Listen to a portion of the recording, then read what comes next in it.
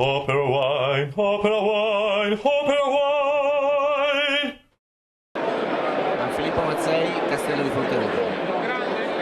The estate has been in your family since 1435, is that right? Right, this is a long story on our shoulder, and we try to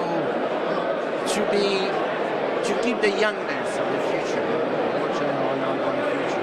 Well, I was going to say, because although you've got a very long history, you've been one of the more innovative estates in the region, and the wine you have here, the 2008 Siepi, if I'm right, is a combination of Sangiovese and Merlot, is that right? Exactly, yes. This project started in 1992, the first vintage, so we're going to achieve the 20 vintages soon. That is a blend of Sangiovese, so our tradition, and the Merlot, 50-50. This is something that we think is very, very happy. Could I try it, please? It seems to me that the Merlot seems to be getting more and more interest in Tuscany. Maybe people are moving a little bit away from Cabernet and appreciating the qualities of Merlot with Sangiovese. Is that correct? Yes, consider that the Merlot was planted in our region, in the Castello area, more or less the same time that the little part of Cabernet. In fact, Cabernet is also part of Cabernet. So we are talking about the middle of the 70s, one big crisis of the bad Sangiovese planted on the early 70s. I think the Merlot is more coherent with our terroir. I mean, anything to tell about it against Cabernet Sauvignon, I think it's a great vintage, but I think the Merlot can be much more integrated with Sangiovese and even alone. I think that what you have here, the acidity of the Sangiovese, which is part of that grape, I think appreciates a little of the softness that Merlot brings. And I think Cabernet can work. Obviously there are some great examples, but sometimes the Cabernet just actually almost makes the acidity stronger rather than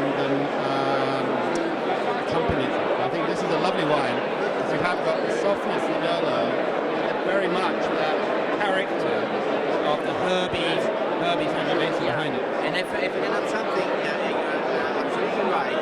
But what is important, we keep our character, we keep our terroir as typical of our terroir. That anything is no intonation, no implementation.